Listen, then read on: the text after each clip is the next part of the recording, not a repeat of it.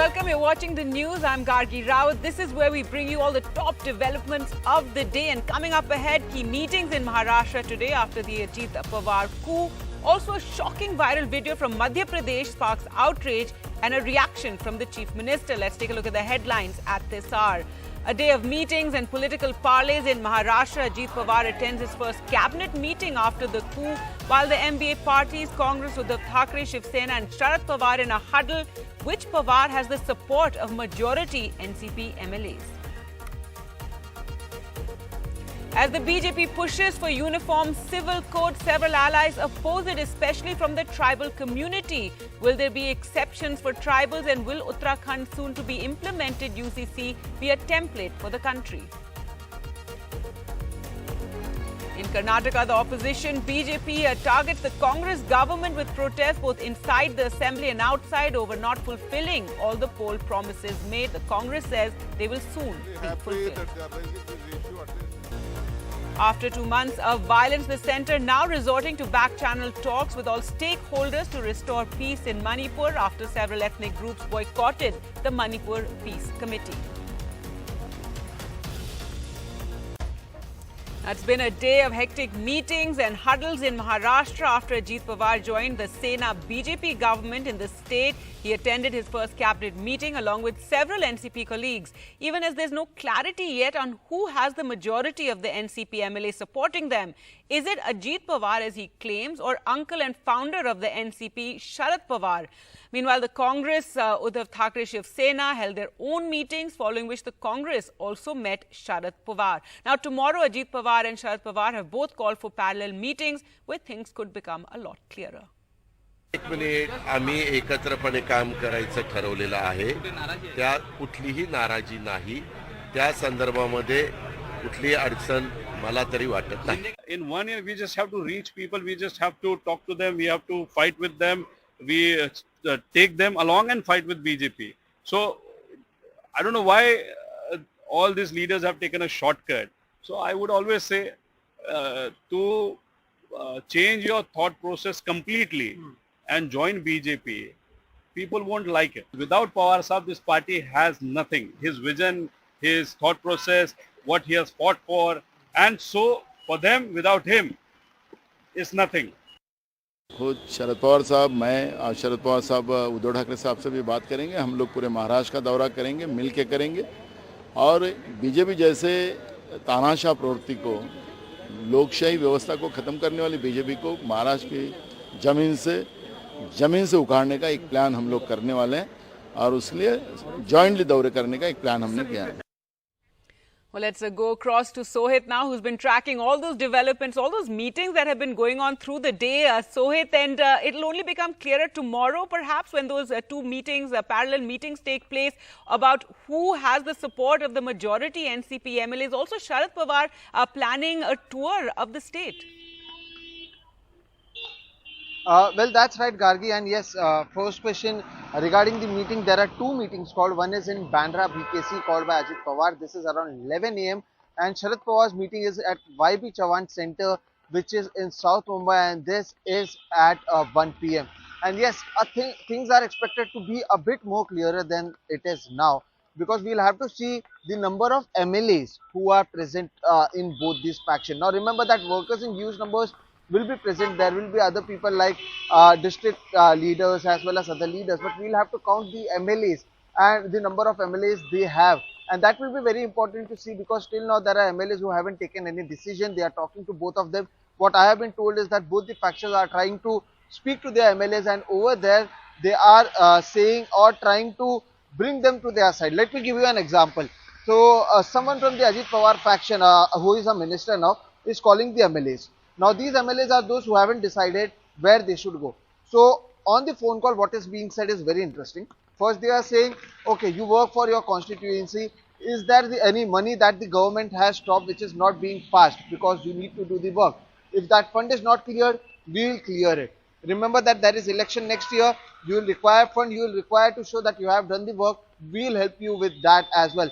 Third thing which is very important is, yes, Sharad Pawar is not with us right now, but we'll also try to tell him that you should join us. Remember that he is old and he is not understanding the current scenario, but we will try to make him understand about all of these things, and we are sure that he will understand. So they are using Sharad Pawar, they are using elections, they are using everything to ensure that they get the support of the MLAs. Similar thing is also being done by the other side as well. So yes, tomorrow is the day when things will be a bit much clearer, and we will also have to keep an eye on those who don't join any of these meetings, or some of them who might join both these meetings, because there is a gap of around 2 hours between these meetings. So that will be something important that we need to see. And yes, Sharad Pawar, what my sources tell me is that a plan is being made between the three parties, that there should be joint rallies as well as joint touring of Maharashtra that they should do. In fact, Sharad Pawar after tomorrow's meeting will go to Delhi on 6th, and from 7th he might go to Nashik as well as other places, is the information that we have. So Sharad Pawar knows that he should reach out to the masses, and that is exactly what he told the first day itself, that I won't be fighting in the court, but I'll be fighting in front of the people. I want them to decide the final decision, and that's why after tomorrow's meeting the plan is set that he will be touring in several places of Maharashtra. All right, so Sharad Pawar to take the fight to the people. Thanks so much, Sohit, for joining us with those details. News now from Karnataka, and the opposition BJP in the state today staged protests inside and outside the state assembly against the Congress government over its alleged failure to fulfill the 5-poll guarantees. Now, the Congress said the promises would be fulfilled and accused the BJP of trying to distract from the fact that they haven't selected a leader of opposition yet.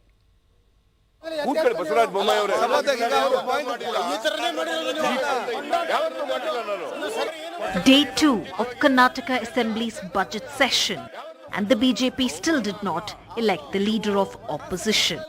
But that did not stop the party MLAs from creating a ruckus on the floor of the House. The BJP MLAs stormed the well of the House, shouting slogans, accusing the Congress of not fulfilling its election promises. However, the Speaker ordered that no BJP slogans will go on record. While inside the assembly, the protest was led by Mr. Basavaraj Bommai, the former Chief Minister of Karnataka. A massive demonstration was staged by 4-time Chief Minister and BJP Parliamentary Board member B.S. Yediyurappa. Shivakumar speaks all nonsense. For that there is no value. Only our demand is whatever the promises they have given, they must fulfill it. If they don't take any action, after 1 week we will go around in the state, and entire state in each district we are going to start agitation. Mr. B.S. Yediyurappa, the 4-time Karnataka Chief Minister and also the BJP's Parliamentary Board member, staging a protest against the Congress's failed guarantees. Now, according to the BJP, what they say is that all the pre-poll promises which they had made has come with riders, has come with conditions.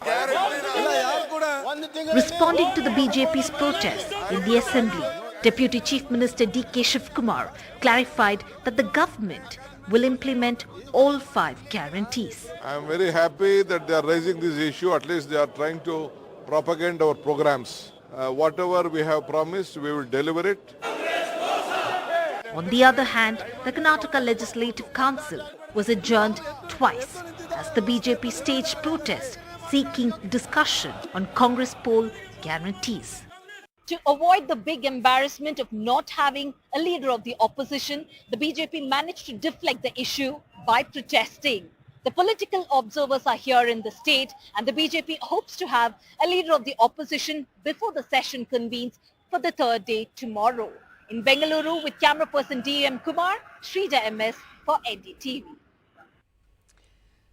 Prime Minister Narendra Modi's endorsement of the Uniform Civil Code in Bhopal last week has ignited a discussion. The Law Commission that had published a public notice inviting feedback on the subject has said it's already received around 19 lakh suggestions in the past 2 weeks, and this will go on till the 13th of July. But now several of the BJP's own allies, especially in the northeast, are opposing a uniform civil code, and top BJP leader Sushil Modi has also expressed concern that it can't be implemented for the tribal community. This could be a huge challenge in drafting the UCC. Vasudha reports. आप मुझे बताइए, एक घर में परिवार के एक सदस्य के लिए एक कानून हो, परिवार के दूसरे सदस्य के लिए दूसरा कानून हो, तो क्या वो घर चल पाएगा क्या? कभी भी चल पाएगा क्या? फिर ऐसी दोहरी व्यवस्था से देश कैसे चल पाएगा?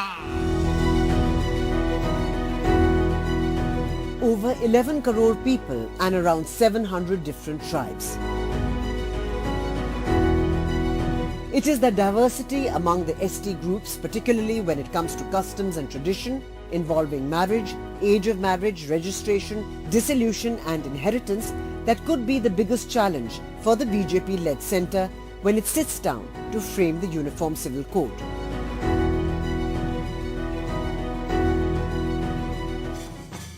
The biggest challenge comes from tribals and the northeast region.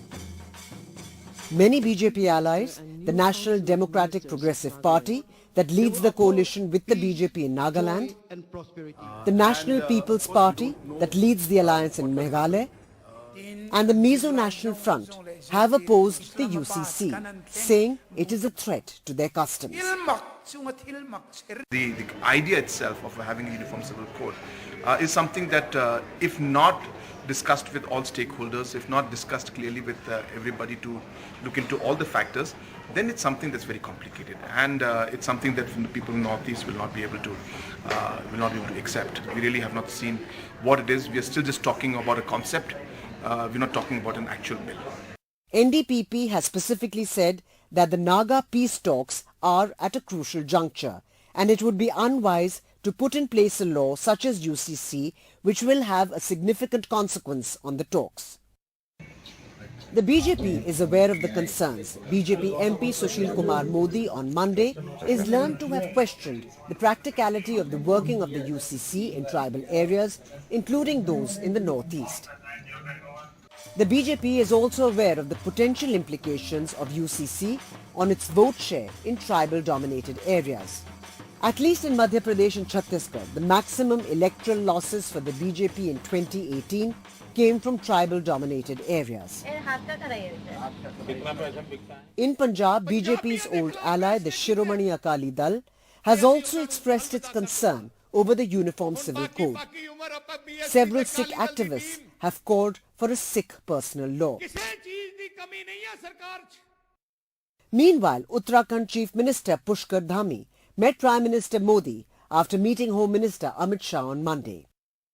A committee led by retired Judge Ranjana Desai has already submitted the report on UCC after conducting 63 meetings in the last 11 months. Chief Minister Dhami has said that the UCC will be implemented in the state soon, making Uttarakhand the first state to implement the Uniform Civil Code in independent India. सभी विद्वान लोग, UCC committee, सारे विधि से जुड़े हुए लोग, विशेषज्ञ और कमेटी की जो अध्यक्ष हैं रंजना प्रकाश देसाई जी, सेवानिवृत्त न्यायाधीश, उनके साथी लोग, सभी ने बहुत लोगों के विचार लिए हैं। 2,35,000 से भी ज़्यादा लोगों के विचार लिए हैं और अनेकों संगठनों से भी बात की है, धार्मिक संगठनों से भी बात की है। उनके विचार के बाद उन्होंने संकलन कर रहे हैं और वो संकलन उन्होंने पूरा किया है। वो पूरा करने के बाद ड्राफ्ट बनाएंगे और वो ड्राफ्ट हमको मिलेगा। The opposition has also not really put out a clear unified resistance to the idea of the Uniform Civil Code. It is also because some of the parties at least don't want to be seen as supporting regressive laws that are part of some personal law. For instance, while the BSP supports the idea of the UCC, it is of the view that the government should move forward only after taking into confidence all communities, including Muslims and tribals.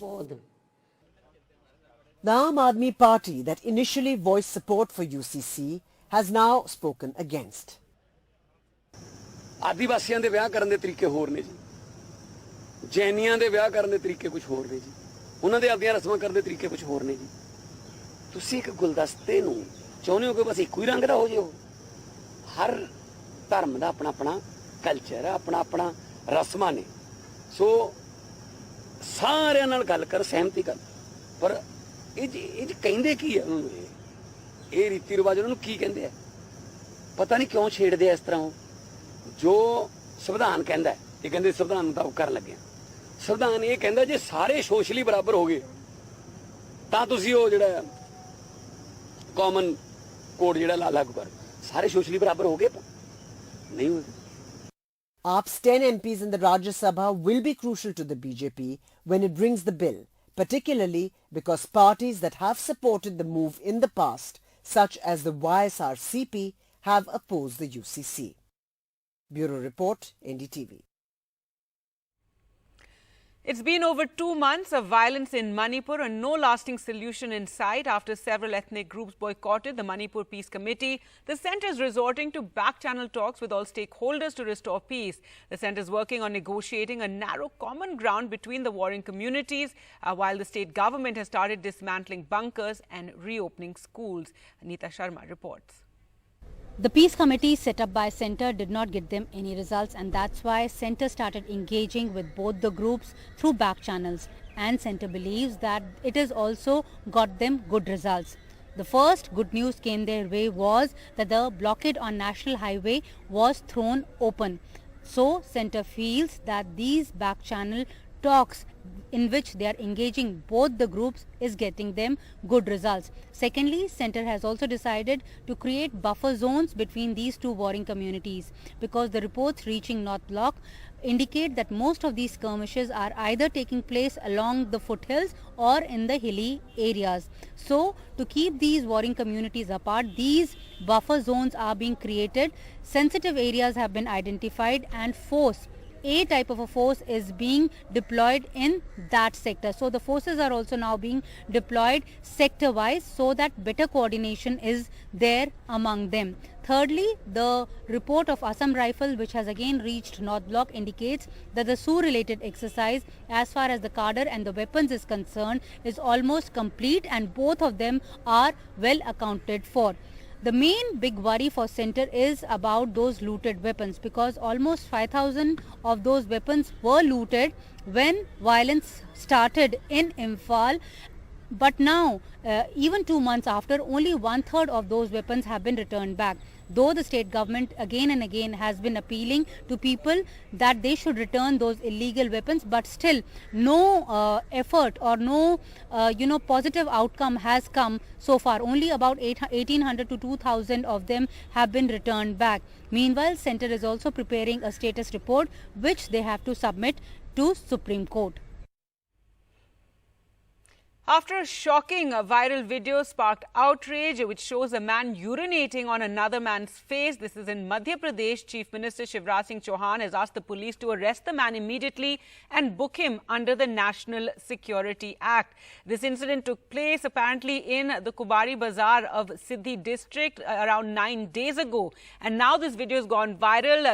All right, so shocker there from Madhya Pradesh. Now, in other news, in a dig at Pakistan, Prime Minister Narendra Modi today told leaders of the Shanghai Cooperation Organization nations that there must not be any double standards in combating terrorist activities, and that the bloc must not hesitate to criticize countries that support cross-border terrorism as part of state policy. This with Pakistan Prime Minister Shehbaz Sharif, Chinese President Xi Jinping and Russia's Vladimir Putin listening. The Prime Minister also said at the virtual summit of the SCO that there is a need for decisive action to deal with terrorism. हम इस क्षेत्र को extended neighbourhood ही नहीं, extended family की तरह देखते हैं। किसी भी क्षेत्र की प्रगति के लिए मजबूत कनेक्टिविटी का होना बहुत ही आवश्यक है, किंतु इन प्रयासों में एससीओ चार्टर के मूल सिद्धांतों, विशेष रूप से सदस्य देशों की संप्रभुता और क्षेत्रीय अखंडता का सम्मान करना बहुत ही आवश्यक है। कुछ देश क्रॉस बॉर्डर टेररिज्म को अपनी नीतियों के इंस्ट्रूमेंट के रूप में इस्तेमाल करते हैं, आतंकवादियों को पनाह देते हैं, एससीओ को ऐसे देशों की आलोचना में कोई संकोच नहीं करना चाहिए। ऐसे गंभीर विषय पर दोहरे मापदंड के लिए कोई स्थान नहीं होना चाहिए।